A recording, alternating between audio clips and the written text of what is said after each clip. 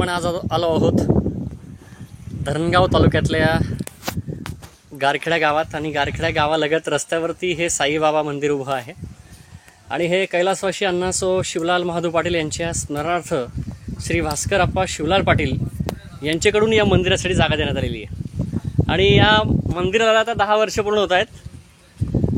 प्रत्येकासाठी हा श्रद्धेचा निवारा आहे। साईबाबांचं हे भव्य दिव्य असं मंदिर, या मंदिराचा परिसरही आकर्षक असा आहे आणि आतली मूर्ती देखील तितकीच प्रसन्न आहे।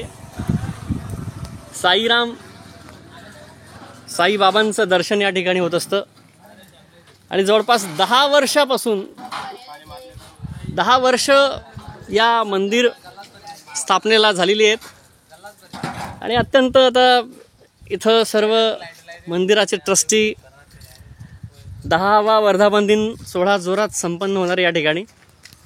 काय सांगाल आपण? मंदिर सोहळ्याला 10 वर्ष पूर्ण होत आहेत। बरोबर,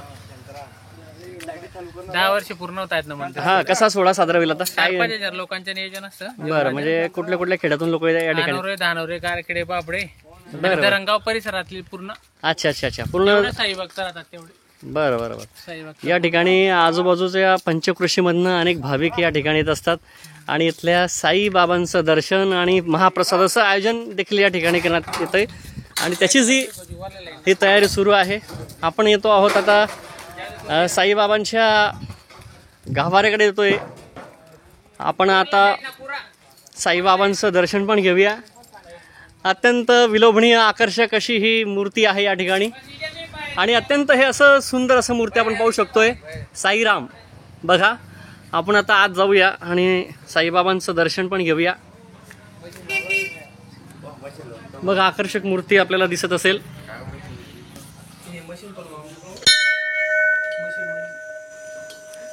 कसले ते?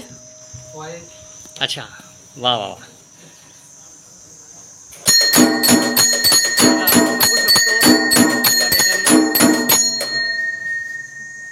साईरामाचा हा गजर आपण पाहू शकता। श्रद्धा आणि सबुरी, साईबाबांनी आपल्याला सांगितलं, या 2 गोष्टी खूप मोलाच्या सांगितलेल्या आहेत। श्रद्धा आणि सबुरी ठेवा। बघू शकतोय आपण अत्यंत फुलांची ही आरास या ठिकाणी केलेली आहे आणि साईबाबा जणू बोलतायत की काय, अशीच ही बोलकी मूर्ती। चला तर मग आपण सारेजण साईबाबांचं दर्शन घेऊया।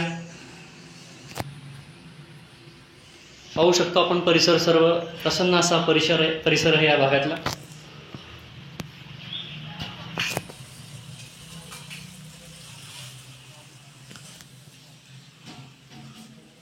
असे आमचे हे साईराज या ठिकाणी विराजमान झालेले आहेत। साईबाबांना आपण वंदन करूया।